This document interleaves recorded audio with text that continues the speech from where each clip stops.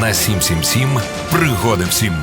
Польща могла б закрити небо над заходом України, оскільки вона має усі необхідні для цього технічні засоби, але для цього також потрібне відповідне політичне рішення. Про це в ефірі телемарафону заявив речник повітряних сил Ілля Євлаш.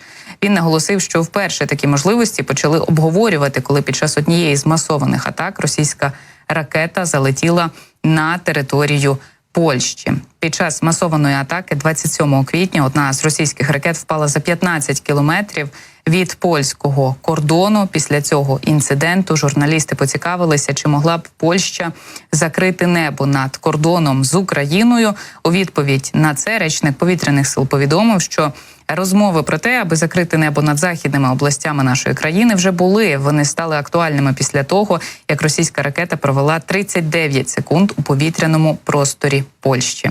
У повітряних силах кажуть також, що у Польщі є всі технічні можливості, аби закрити українське небо на заході. Це б дозволило використовувати дефіцитні засоби та системи протиповітряної оборони на інших напрямках, але для цього необхідне відповідне рішення та політична воля. Далі цитую.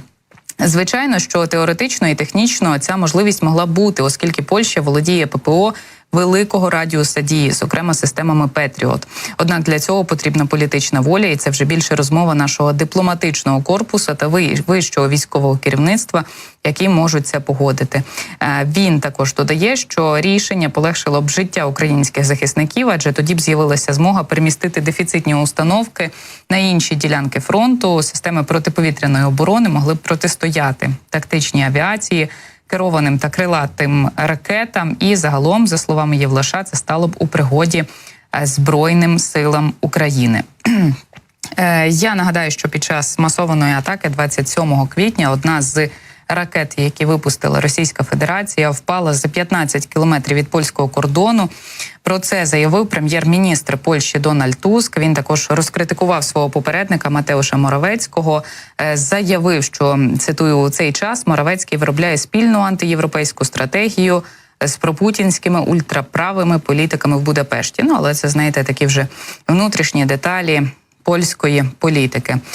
Я нагадаю також, що одного разу ракета під час масованих обстрілів території України залетіла і на територію Польщі, пробула там 39 секунд. Так, вони засікали, вони підняли винищувачі, але засікали насправді, скільки ракета пробуде, що вона робитиме далі. Згодом ракета повернулася бомбити українців, поляки посадили свої літаки і сказали, Росія дуже погана країна, це був намір ескалувати ситуацію, але ми на це не піддалися. Далі йдуть риторичні питання і риторичні відповіді, тож ми з вами на міжнародній арені залишаємося, але поговоримо також про інші новини. Сталіна до Києва і на двох колесах. Естонський депутат та член комісії з державної оборони і парламентської групи Україна-Естонія Крісто Ен Вага наприкінці минулого тижня розпочав велопробіг з метою збору коштів для українських сил оборони.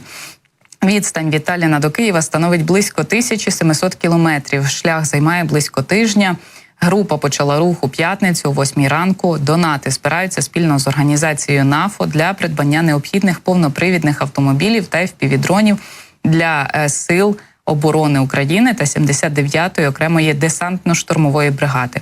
Придбання двох пікапів, оснащених камерами нічного бачення, брудозахисними шинами та вбудованими системами радіоелектронної боротьби коштує 18 тисяч євро, а 35 FPV-дронів обійдуться у 14 тисяч. Минулого року Вага став чемпіоном Балтії серед велосипедистів-аматорів у груповій гонці. Наразі його шлях триває. Українці таку ініціативу підтримують, звісно, і вже пропонують естонському депутату теплу зустріч в українських містах. Дякую вам. Гадаю, українська твіттер-спільнота має вас зустріти та пригостити пивом. Спасибі вам за вашу підтримку. Збирайтесь по дорозі зробити зупинку у Львові? Якщо вас не зустрічають наші місцеві клуби велосипедистів, можливо, я можу принаймні принести вам чашку нашої знаменитої кави.